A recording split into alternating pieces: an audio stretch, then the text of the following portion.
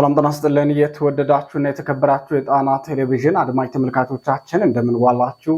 የካቲት 27 ቀን 2018 ዓ.ም የምሽት ጣና ዜናችን ተጀምሯል። ዜናዎቹን እየመራው አማራ ሰፋ አብራችሁ ቆያለሁ።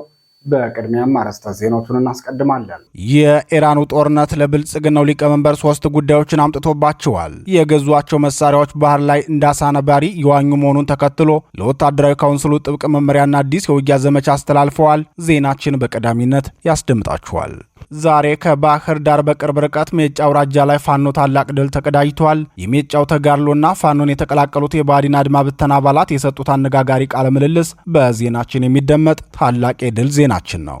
ዋና አስተዳዳሪው ዝርዝር ማብራሪያ በሰጡበት የአማራ ማንነትና ወሰን አስተዳደር ዙሪያ ሰፊ ዘገባ አሰናድተናል። ዜናችን ዝርዝር ያሰናዳበት የዋና አስተዳዳሪው ሐሳብ በዜናችን ተዳስሷል። አርበኛ ተሾመ አበባውን ወደፊት ያመጣው አዲሱ የመዋቅር አደረጃጀት ምን ይዞ መጥቷል? በሰዓቱ ዜናችን የሚዳሰሰው ሌላው መረጃችን የፋኖ አደረጃጀትና መዋቅር ዝርጋታ መረጃ ነው። ታደምጡታላችሁ። አመለኛው ህወሓት በገጠሩ የትግራይ ክልል ቤት ለቤት እየገባ ደረቅ ምግብ መሰብሰቡን የቀጠለ ሲሆን የአማራና የትግራይ ህዝብ በአሁኑ ሰዓት የብልጽግናን የህወሓትንና የኤርትራን ሰራዊት እየቀለበና እየተሰቃየ ይገኛል። አሁናዊ የቀጠናው ሁኔታ በዜናችን የተዳሰሰ ነው። ሰዓቱን ጠብቆ ይቀርብላችኋል።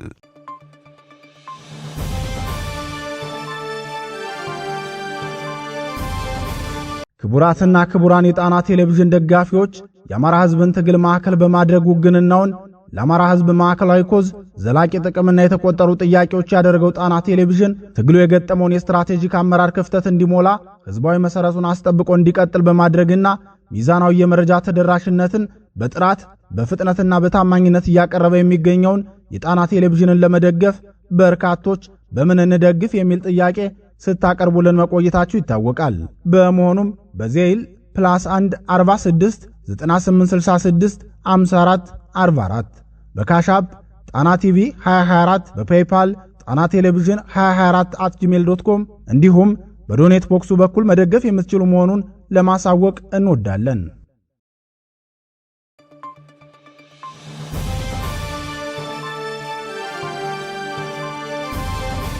የተወደዳችሁና የተከበራችሁ የጣና ቴሌቪዥን አድማጭ ተመልካቾቻችን እነዚህንና ሌሎች የግንባርና የትንታኔ ዘገባዎችን ይዘናል። እስከ ዜናዎቻችን ፍጻሜ ድረስ አብራችሁ እንድትቆዩ እየጋበዝን ወደ ዝርዝር ዜናዎቹ እናልፋለን።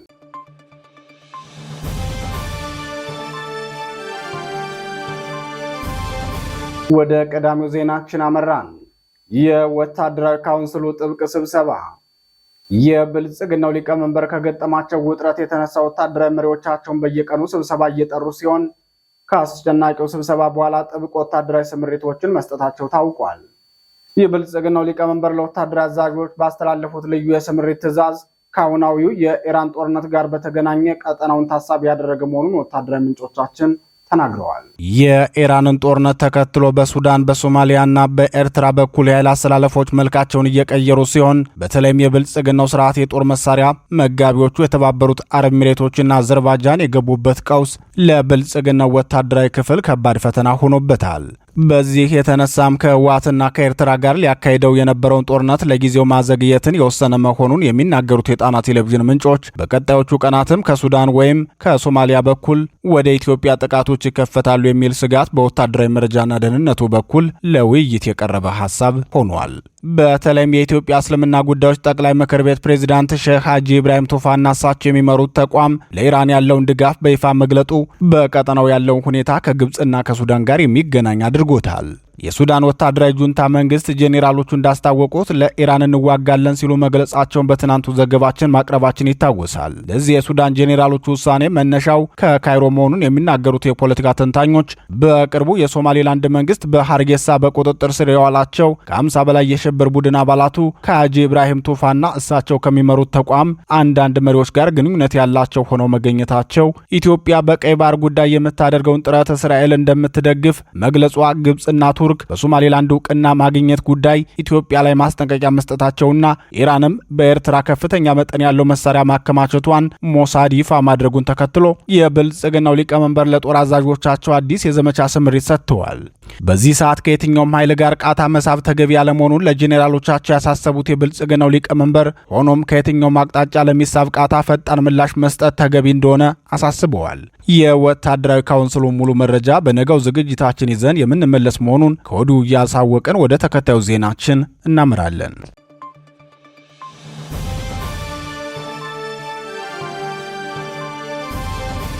ወደ ተከታዩ ዜናችን እናልፋለን።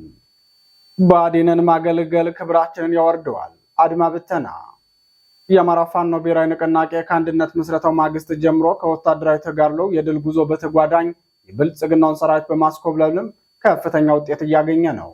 መስዋዕትነትን ባስቀረ መልኩ የጠላትን ኃይል በስቦ ማስከዳት ስልቱ ዛሬም የብአዴንን አድማ ብተና ማስኮብለሉን ፋኖ አሳውቋል። የአጼ ቴዎድሮስ ዕዝ 105ኛ ኮር የህዝብ ግንኙነት ክፍል በጉዳዩ ዙሪያ ለዝግጅት ክፍላችን በላከው መረጃ የአድማ ብተና አባላት ዛሬም እንደ ትናንቱ ከጠላት ካምፕ በመኮብለል 105ኛ ኮር የ55ኛ ክፍለ ጦር የፋኖ አባላትን እየተቀላቀሉ ነው። ዛሬ 55ኛ ክፍለ ጦርን የተቀላቀሉት የአድማ ብተና አባላት የስማል አካባቢ ከሚንቀሳቀሰው የጠላት ኃይል በመውጣት ነው ብለዋል። ፋኖን የተቀላቀሉት የብአዴን አድማ ብተና አባላት ስርዓቱ አማራን እንደሚጠላ ብቻ ሳይሆን የክልላችን መንግስትም ዋናው የጠላት መምቻ በትር መሆኑን ስለተረዳን ከዚህ በኋላ ለዚህ ስርዓት ማገልገል ለክብራችንም ለታሪካችንም አይመጥነንም ብለን ነው የመጣ ነው ብለዋል። ስርዓቱ ለአንድ ግለሰብ ስልጣንና ለአንድ ብሔር የበላይነት የቆመ መሆኑን ተረድተናል ሲሉ የተናገሩት የቀድሞቹ የአድማ ብተና አባላት አማራን እርስ በርሱ ማጋደልና በእኛ ደም ስልጣናቸውን ማስቀጠል ይፈልጋሉ። እስካሁንም ከዚህ ጸረ አማራና ጸረ ኢትዮጵያ ከሆነ ኃይል ጋር ተሰልፈን ለአማራ ህዝብ መከራ ሆነን በመቆየታችን ለአማራ ህዝብ ሲሉ በወደቁት የፋኖ ታጋዮች ስም ይቅርታ እንጠይቃለን። በአማራ ህዝብ ላይ ያደረስነውን መከራና ስቃይ የምንከሰው በደማችንና በላባችን ይህንን ስርዓት አስወግደን የህዝብን መከራ ስናስቆም መሆኑን ስለተረዳን ከዛሬ ጀምሮ የአማራ ፋኖ ብሔራዊ ንቅናቄ የሚሰጠንን ተልዕኮና ግዳጅ ለመፈጸም ዝግጁ ነን ሲሉ ተናግረዋል። የቀድሞቹ አድማ ብተና አባላት አስተያየታቸውን ሲቀጥሉም ብዙ ወንድሞቻችን የፋኖን አንድነት እየጠበቁ ሳያዩት አልፈዋል። ለእነሱ እናዝናለን። ስርዓቱን እየጠሉት ነገር ግን ፋኖ አንድነቱን እስኪመሰርት ድረስ ብለው በማያምኑበት ግዳጅ ተሰውተዋል።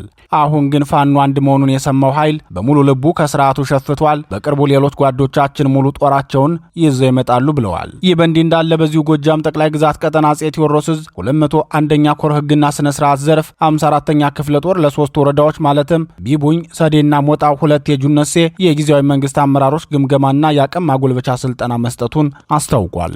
የአቅም ግንባታ ስልጠናውን አስመልክቶ መረጃውን ለጣና ቴሌቪዥን የሰጠው የ201ኛ ኮር ህዝብ ግንኙነት ኃላፊ ፋኖ ሀብታሙ የሱፍ ከመቼውም ጊዜ በላይ የድርጅታችን ዋነኛ ቀይ መስመር የሆነው የህዝባችን ደህንነትና ክብር ነው። በዚህ ምክንያት በእያንዳንዱ አገልግሎት አሰጣጥ ዘርፍ በተደራጀ ግልጽና ቀልጣፋ አገልግሎት በየአካባቢው ፍትህን የማረጋገጥ ስራ ከምንም በላይ ነገሮችን በሽምግልና እንዲፈቱ በማድረግ መሰራት እንዳለበትና በድርጅታችን መመሪያ መሰረት ተጠያቂነትን ለማስፈን ችግሮችን በመለየት የአቅም ማጎልበትና ክፍተቶችን በመሙላት የግንዛቤ ትምህርት በመስጠት የቀጣይ ስራ አቅጣጫዎችን አስቀምጧል ብሏል።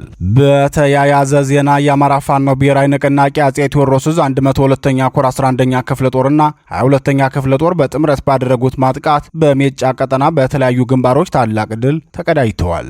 የብልጽግናው ሰራዊት ከተለያዩ አጎራባች ወረዳዎች ጭምር ከትናንት ምሽት ጀምሮ ያለውን ኃይልና ትጥቅ በማቀናጀት ወደ ሜጫ ቀጠና በማንቀሳቀስ የማጥቃት ዘመቻ ከፍቶ እንደነበር የገለጸው የ102ኛ ኮር ህዝብ ግንኙነት ክፍል በቀጠናው ላይ ያለውን የወገን ኃይል ሙሉ በሙሉ ለማጥፋት አማሪ ቀበሌ ላይ እላስጨራሽ ፍልሚያ ቢያደርግም የ102ኛ ኮር አባል የሆኑት ሁለቱ ክፍለ ጦሮች በተቀናጀ መንገድ በወሰዱት ያጸፋ ምት ከባድ ኪሳራ አድርሰውበታል ብሏል። በዚህ ተጋድሎም 97 የብልጽግናው ጥምር ጦር አባላት እርምጃ ሲወሰድባቸው 35 ደግሞ እጃቸውን ለፋኖ ሰጥተዋል።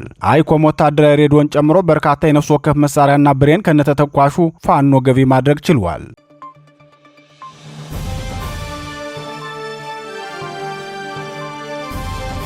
ዜናዎቻችን ቀጥለዋል። ዋና አስተዳዳሪው ዝርዝር ማብራሪያ ሰጡ። በአማራ ክልል ወልቃይት ጠገዴ ሰቲት ሁመራ ዞን አስተዳዳሪ አቶ አሸተ ደምለው በወቅታዊ ጉዳይ በሰጡት ማብራሪያ ወልቃይት ጠገዴ ጠለምትና ራያን በተመለከተ ዝርዝር መረጃ ሰጥተዋል። አቶ አሸተ ደምለው በወቅታዊ መግለጫቸው ህወሓትና መሰሎቹ ጆሮአችን እስከሚደነቁር የሚነግሩን ነገር ቢኖር ወልቃይት ጠገዴ ጠለምትና ራያ የትግራይ ህገ መንግስታዊ ግዛት ናቸው የሚል ነው። ሆኖም እነዚህ አካባቢዎች በየትኛው የህገ መንግስቱ አንቀጽ ወደ ትግራይ እንደተካለሉ አይነግሩንም ሲሉ መልእክታቸውን ይጀምራሉ። እነዚህ አካባቢዎች በወቅቱ ክልል አንድ ወደሚባለው የትነ ግዛት የተከለሉት ህገ መንግስቱ ከመጽደቁ በፊት በኃይልና በህገ ወጥ መንገድ ነው የሚሉት አቶ አሸተ በሽግግር መንግስት ምክር ቤት አዋጅ ቁጥር 7/1984 መሰረት ክልላዊ አስተዳደሮች የነበረውን የክልሎች አወቃቀርን አስታውሰው ይህ አዋጅ በአንቀጽ 4/1 የብሔር ብሔረሰብና ህዝብ ኩታ ገጠም አሰፋፈር ለብሔራዊ መስተዳደር ወሰን አከላለል መሰረት ይሆናል ሲል ደንግጓል። በተለይ አንቀጽ 4/2 ሀ የአንድ ብሔር ብሔረሰብ ወይም ህዝብ መልክዓ ምድራዊ ወሰን በግልጽ ተለይቶ እስኪከለል ድረስ ከ1966 ዓ.ም በፊት የነበሩበት ወረዳዎች ወሰኖች ለአዋሳኝ ብሔራዊ የሽግግር መንግስት አስተዳደሮች አከላለል መሰረት ይሆናሉ በማለት ደንግጓል። ሆኖም በአማራና በትግራይ ክልሎች መካከል ያለው ወሰን የተካለለው ይህ አዋጅ በግልጽ ያስቀመጣቸውን መርሆችና ዝርዝር ድንጋጌዎች በሚቃረን መልኩ በጉልበት ነው በማለት የችግሩን ጅማሮ ይናገራሉ። በወቅቱ በወታደራዊና ፖለቲካዊ የበላይነቱ የተነሳ ፈላጭ ቆራጭ የነበረው ህወሓት ከዚህ አዋጅ ተጻራሪ በሆነ መልኩ በአዋጁ መሰረት በአማራ ክልል መካለል የነበረባቸውን የወልቃይት ጠገዴ፣ ሰቲት ሁመራ፣ ጠለምት፣ ኦፍላ፣ ዛታ፣ አበርገሌ አካባቢ የሚገኙ ቀበሌዎች፣ ራያ ባላና ራያ አላማጣ አካባቢዎች ወደ ትግራይ ክልል በጉልበት እንዲካለሉ በማድረግ የፈጸመውን የማን አለብኝነት እብሪት ይገልጻሉ። በዚሁ አዋጅ መሰረት በትግራይ ክልል ስር የተካለሉት ብሔር ብሔረሰቦች ትግራይ፣ ሳሆና ኩናማ መሆናቸው በግልጽ ቢዘረዘርም ማንነታቸው አማራ መሆኑ የማያከራክረው የወልቃይት ጠገዴ፣ ሰቲት ሁመራ፣ ጠለምት፣ ኦፍላ፣ ዛታ፣ በርገሌ አካባቢዎች የሚገኙ ቀበሌዎች ራያ ባላና ራያ አላማጣ ነዋሪዎች በጉልበትና በህገ ወጥ መንገድ ወደ ትግራይ ተካለዋል። ህወሓት እነዚህን አካባቢዎች ወደ ትግራይ ክልል በህገ ወጥ መንገድ ያካለለው ከድርጅት መስረታው ጀምሮ ሲያቀነቅን የነበረውን ታላቋን የትግራይ ሪፐብሊክ የመመስረት ዓላማ ለማስፈጸም በረሃ ያለ አዘጋጅቶት በነበረ ካርታ መሰረት መሆኑን የሚያሳይ ተጨባጭ ማስረጃ አለ። ስለሆነም እነዚህ አካባቢዎች በህገ ወጥ መንገድ በጉልበት ወደ ትግራይ የተካለሉበት ጊዜ ህገ መንግስቱ ከመጽደቁ በፊት በመሆኑ ሂደቱ ምንም አይነት ህጋዊም ሆነ ህገ መንግስታዊ መሰረት የሌለው መሆኑ ሊካድ አይችልም ብለዋል። እነዚህ አካባቢዎች በጉልበትና በህገ ወጥ መንገድ ወደ ትግራይ ክልል የተካለሉት ህገ መንግስቱ ከመውጣቱ በፊት መሆኑ እንደተጠበቀ ሆኖ የተካለሉበትን መንገድ ስንመለከተው በራሱ ህገ መንግስቱ ካስቀመጣቸው መሪዎች ጋር የሚቃረን ነው የሚሉት በአማራ ክልል ወልቃይት ጠገዴ ሰቲት ሁመራ ዞን ዋና አስተዳዳሪው የኢፌዴሪ ህገ መንግስት የክልሎችን አወቃቀር በተመለከተ በአንቀጽ 46/2 ክልሎች የሚዋቀሩበት በህዝብ አሰፋፈር ቋንቋን፣ ማንነትንና ፈቃድ ላይ በመመስረት ሲል ደንግጓል። መቼም እነዚህ አካባቢዎች ወደ ትግራይ ክልል የተካለሉት በዚህ ህገ መንግስታዊ ድንጋጌ መሰረት ነው ብሎ የሚከራከር ጤነኛ አእምሮ ያለው ሰው ይኖራል ብሎ መገመት ይቸግራል ሲሉ ገልጸዋል። አካባቢዎቹ በጉልበት ወደ ትግራይ ክልል ከተካለሉበት ጊዜ ጀምሮም የአካባቢዎቹ ህዝብ ለማንነቱና ለአስተዳደር ወሰኑ መከበር እስከ ህይወት መስዋዕትነት የከፈለ ህጋዊ ትግል ሲያካሂድ መቆየቱን አቶ አሸተ ተናግረዋል። ይህ በእንዲህ እንዳለ በወልቃይት ጠገዴ ሰቲት ሁመራ ዞን አሁናዊ ጉዳይ ማብራሪያ የሰጡት ዶክተር ዳኛቸው አሰፋ በበኩላቸው 1984 በፊት ምዕራብ ትግራይ የሚባል አልነበረም። ከዚያ በኋላ ግን ህወሓት በጉልበት ካካለለ በኋላ ግን 1984 በኋላ ምዕራብ ትግራይ የሚል ስም ለውጭ መንግስታት ጆሮ ጭምር እያላመደው መጣ። ህወሓት የወልቃይትን አማራነት ለማስረሳት የኃይል አማራጭ ተጠቅሞ ስሙንም ታሪኩንም ለማስረሳት የዘር ጭፍጨፋ ፈጽሟል። በርካታ ነዋሪዎችንም ለስደት ዳርጓል ሲሉ ተናግረዋል። ዶክተር ዳኛቸው አሰፋ አክለው አቶ ጌታቸው ረዳ የምርጫ ቦርድን ውሳኔ ተከትሎ በፓርቲያቸውም ሆነ በራሳቸው ገጽ ላይ ያወጡትን መግለጫ ስነ ምግባር የጎደለው ነው። የጠቅላይ ሚኒስተሩ ከፍተኛ አማካሪ ሆነው ሳለ የፌዴሬሽን ምክር ቤቱንና ሌሎች የሚኒስተር አመራሮችን የገለጹበት መንገድ ከፍተኛ መናናቅ የታየበት ነው። በመንግስት ካቢኔ ውስጥ አንድ ያልበሰለ ልጅ ወይም ፖለቲካል ልጅ እያሱ ብያቸዋለሁ። አቶ ጌታቸው የምርጫ ቦርድን ውሳኔ ተከትሎ በሽምቅ ውጊያ ዋሻ ውስጥ እያለ ይናገራቸው የነበሩ ቃላቶችን ደግመዋቸዋል በማለት አስተያየታቸውን ሰጥተዋል።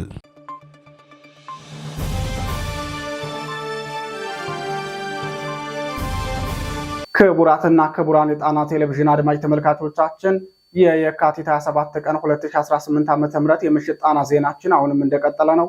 ምርጫችሁ ስለምታደርጉን እናመሰግናለን። ፋኖ የመዋቅር ማሻሻያውን አጠናክሮ ቀጥሏል።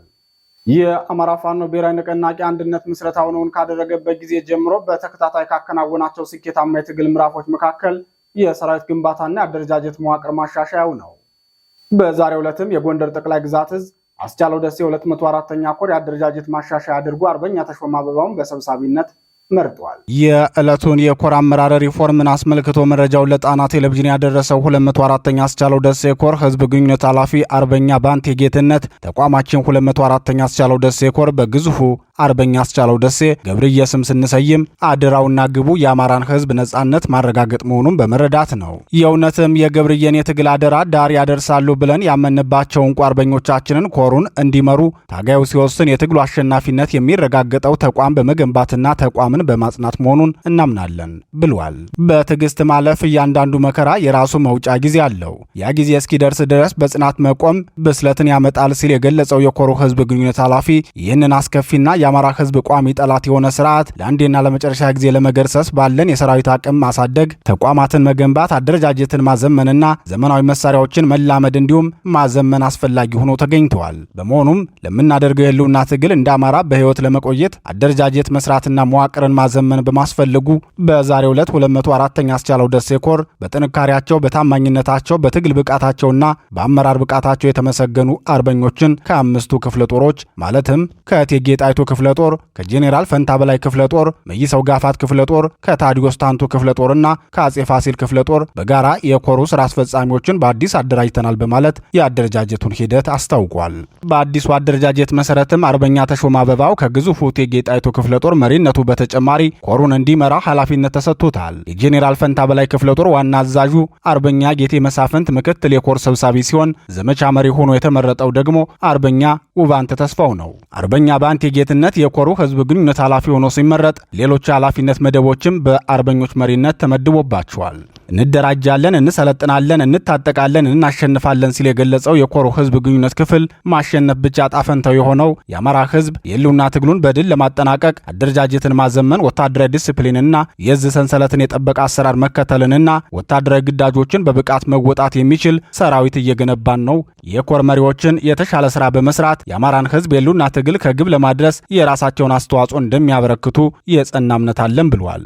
የአማራ ፋኖ ብሔራዊ ንቅናቄ ጎንደር ጠቅላይ ግዛት ህዝብ 204ኛ አስቻለው ደሴ ኮር ቃል አቀባይ አርበኛ ባንቴ ጌትነት የሰጠውን ማብራሪያ ተከታትለን እንመለስ። የአማራ ፋኖ ብሔራዊ ንቅናቄ ጎንደር ጠቅላይ ግዛት ህዝብ 204ኛ አስቻለው ደሴ ኮር ግዙፍ ኮር ነው። በዚህ በፊት በነበረው ማንኛውም የትግል እንቅስቃሴ ውስጥ የታወቀና የሚታወቅ ነው።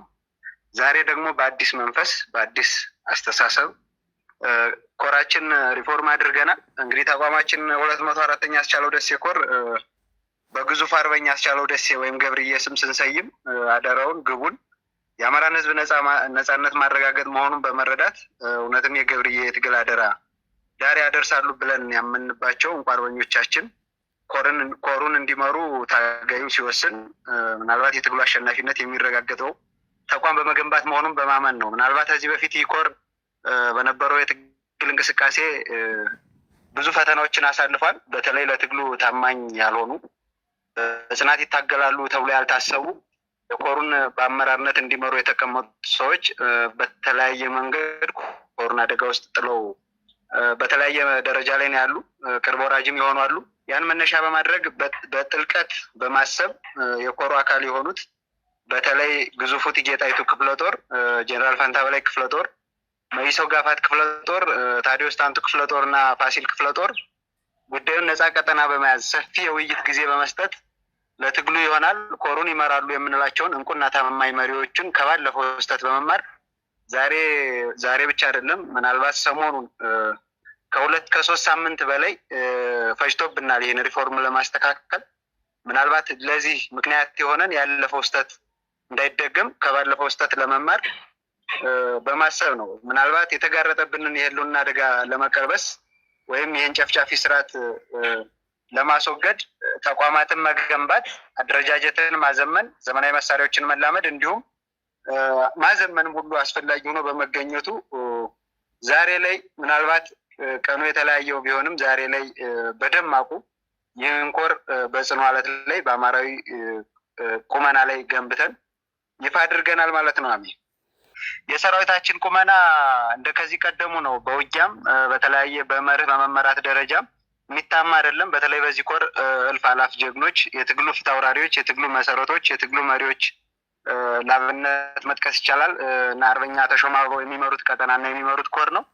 ምናልባትም አሁን ላይ ያለው የትግሉ ስነልቦና የታጋዩም ስነልቦና በጥሩ ሁኔታ ላይ ነው። ተቋማትንም ለመገንባት ምናልባት ለሆነ ሰው ብቻ የሚሰጥ የሆነ ሰው ብቻ የሚሰራው ሳይሆን ይህን ኮር በተለይ አሁን በዚህ ደረጃ ሪፎርም አድርገን ይፋ ለማድረግ የታጋዩ ሚናም ከፍተኛ ነበር። ይህ ሲባል ከባለፈው ስህተት ምናልባት ታጋዩን በእያንዳንዱ ሁኔታ የሚያውቀው ነገር አለ። በተለይ በዚህ ኮር ውስጥ ያሉ ክፍለ ጦሮችም ይሁን በዚህ ኮር ውስጥ ያሉ መሪዎች በጣም አንድነትን የሚፈልጉና አንድነቱ ደግሞ ለአሸናፊነት መሰረት መሆኑን የሚያምኑ ከመሪ እስከ ታጋይ ያሉ መሆናቸው። ለዚህ ደግሞ የኮሩ ሚና ኮሩ ወይም ተቋሙን መገንባቱ በተለይ ደግሞ እንደ አማራም እንደ ጎንደርም አንድነትን ያመጣልናል። ስነልቦናችን ከዚህ በኋላ ተቋም እየገነባን በነበረን ስነልቦና ትግላችን ወደፊት ማድረግ የሚል ስነልቦና ላይ ነው ሁሉም ታጋዩ መሪውም ያለበትና ምናልባት ከተቋም ከገነባን በኋላ በሂደቱ የሚረጋገጡ የትግል እንቅስቃሴያችን ከዛሬ ቀን ጀምሮ የሚኖሩ እንቅስቃሴዎች ይኖራሉ። በተለይ ነፃ በወጡ ቀጠናዎች ላይ ሲቪል አደረጃጀቶችን፣ የከተሞችን ሰላምና ደህንነት ተቋማትን መጠበቅ እንዲሁም ደግሞ ታጋዩ ደግሞ ወደፊት ያሉትን ምናልባት የምንቆምበት ሰፊ ቀጠና ይሄ ብቻ አይደለም።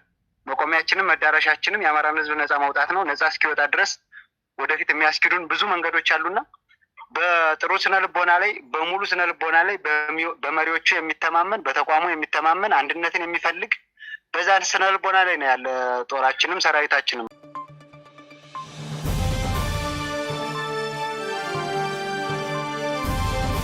ወደ መጨረሻው ዜናችን እናልፋለን። የህወሓት የጦርነት ድግስ በአማራ ህዝብ ላይ። ህወሓት በትግራይ ክልልና በአማራ ክልል ሰሜን ወሎ ዞን ራያ አላማጣ አዳዲስ ወታደራዊ እንቅስቃሴዎችን ጀምረዋል። በትግራይ ክልል ገጠራማ አካባቢዎች ደረቅ ሬሽን እየሰበሰበ የሚገኘው ህወሓት በሌላ በኩል ታጣቂ ኃይሉን ከኤርትራ ጦር ጋር አቀናጅቶ ወታደራዊ ዝግጅት እያደረገ ነው ሲሉ በህወሓት የጦርነት ድግስ ስጋት የገባቸው የትግራይ ክልል ነዋሪዎች ተናግረዋል። የህወሓት ታጣቂዎች በትግራይ ክልል ገጠራማ አካባቢዎች ከህብረተሰቡ ደረቅ ሬሽን የመሰብሰብ ስራ እያከናወኑ ነው ሲሉ የሚናገሩት የጣና ቴሌቪዥን ምንጮች የአይነቱ የስንቅ ማሰባሰብ ስራ የሚደረገው ለከፍተኛ ውጊያ ዝግጅት ሲደረግ የሚከናወኑ በመሆኑ የአካባቢው ነዋሪዎች ስጋት ላይ ወድቀናል ብለዋል። ከ6 ዓመት በፊትም በተመሳሳይ የክልሉ ገጠሩ ክፍል ከቁም የፍየል መዋጮ እስከ እንቁላል፣ ዶሮ፣ የበሶ እህልና ሌሎች የምግብ መዋጮ ህዝቡን እያስገደደ መቀበሉን የሚያስታውሱት አስተያየት ሰጪዎች አሁንም ለሌላ ዙር ጦርነት ዝግጅቱን ማጠናቀቁን አመላካች ሆኖልናል ሲሉ ተናግረዋል።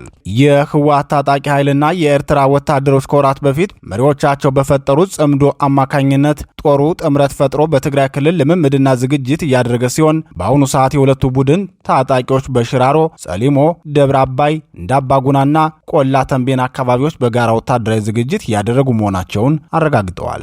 በሌላ አቅጣጫ ዛሬ አዲስ ወታደራዊ ስምሪት የሰጠው ህወሓት በአማራ ክልል ራያ ጨርጨር፣ ራያ ባላና በቢሶ በር በኩል አዲስ ተልዕኮ የወሰደ የህወሓት ታጣቂ ኃይል መኖሩ ተገልጿል። ትናንት ሌሊት በርካታ የህወሓት ታጣቂዎች ከራያ ጨርጨር ወደ ኦፍላና ከኦፍላ ወደ ጨርጨር ሲመላለሱ ማደራቸውን የገለጹት ምንጮቻችን በርካታ ወታደራዊ ተሽከርካሪዎችም በሞኒ ከተማ በስተምስራቅ አቅጣጫ ወደ አፋር ክልል ዞን 4 ሲጓዙ ማደራቸውን የዓይን እማኞች ገልጸዋል። ታጣቂ ቡድኑ በአካባቢው በሚያደርገው ዝግጅት የነዋሪዎችን እንቅስቃሴ ጭምር እንደገደበ የገለጹት ምንጮቻችን በአካባቢው የሚገኙ የአማራ ተወላጅ ወጣቶች አፈሳም ተጠናክሮ መቀጠሉን ተናግረዋል። በተመሳሳይ ሁኔታ የብልጽግናው ሰራዊትን በአፋር ክልል በኩል ከፍተኛ ቁጥር ያለው ሰራዊት እያስጠጋ መሆኑን የገለጹት የጣና ቴሌቪዥን ወታደራዊ ምንጮች የህወሓት አዲስ ወታደራዊ ዝግጅትም ከዚህ ጋር የተያያዘ መሆኑን አንስተው ጦርነቱ አይቀሬ ይመስላል ሲሉ ገልጸዋል። ህወሓትም ሆነ የኤርትራው መንግስትና ብልጽግና ጦርነትን ለመጀመር ፍላጎት ቢኖራቸውም አንዳቸው ቀድመው ለመጀመር ችግር ሆኖባቸዋል።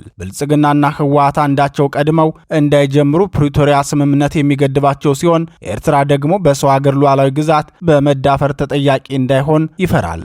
በመሆኑም የሶስቱም ጦረኛ ኃይሎች በአማራና ትግራይ ክልል ህዝብ ላይ ተጭነው ነፍጥ እየሰበቁና ቀለብ እየተሰፈረላቸው ህዝብንም እያስጨነቁ ይገኛሉ። ህወሓት ጦርነቱን ለመጀመር ነዳጅ ተከለከልኩ፣ የባንኮች ጥሬ ገንዘብ እጥረት ገጠመኝና ለመንግስት ሰራተኛው የሚከፍለው ገንዘብ አጣሁ እያለ ተደጋጋሚ ቅሬታዎችን እያቀረበ ነው። ሆኖም የብልጽግናው መንግስት መስከረም ላይ ለክልሉ የላከው 15 ቢሊዮን ብር ድጋፍ የባንኮች ገንዘብ ቢሆን ከክልሉ ካልወጣ እስከ ታህሳስ ድረስ በቂ ክምችት ነበራቸው። ነዳጁንም ቢሆን ህወሓት አስቀድሞ ወደ ኤርትራ ሲያጓጉዘው መክረሙ የሚታወቅ ነው። ሆኖም እነዚህን ችግሮችና በእገታ የያዛቸውን ተፈናቃዮች እንደ መደራደሪያ እያቀረበ ጦርነት ብከፍት እንዳትፈርዱብኝ እያለ ነው። ብልጽግናውም ከህወሓት ወገን ጦርነት እንዲከፈትለት ፍላጎት አለው። በዚህ መሃል ግን ተጎጂ የሆነው የአማራ ህዝብ ሲሆን በተለይም በሁለቱ ጦረኛ ቡድኖች ምክንያት ጦርነትን ሸሽተው በመጠለያ ካምፕ የሚገኙ ከ100 ሺህ በላይ የአማራ ህዝብ በከፍተኛ ረሃብ ላይ እንደሚገኝ የደረሰን መረጃ ያመላክታል።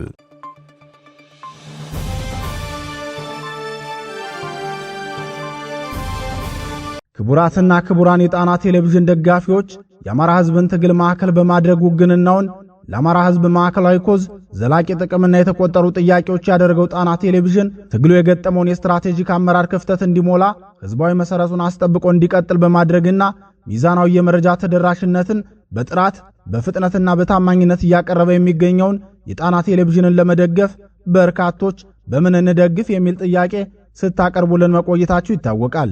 በመሆኑም በዜል +1 46 9866 54 44 በካሻፕ ጣና ቲቪ 2024 በፔይፓል ጣና ቴሌቪዥን 2024@gmail.com እንዲሁም በዶኔት ቦክሱ በኩል መደገፍ የምትችሉ መሆኑን ለማሳወቅ እንወዳለን።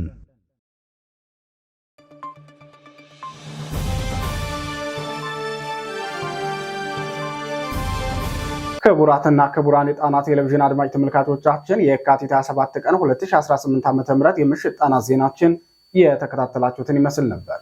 ዜናዎቹን እየመራው አማራ ሰፋ አብሬያችሁ ቆየው። የጣና ቴሌቪዥንን የዩቲዩብ ቻናል አማራጭ ሰብስክራይብ በማድረግ በቋሚነት ወዳጅ እንድትሆኑ እንጠይቃለን። ጤና ይስጥልን።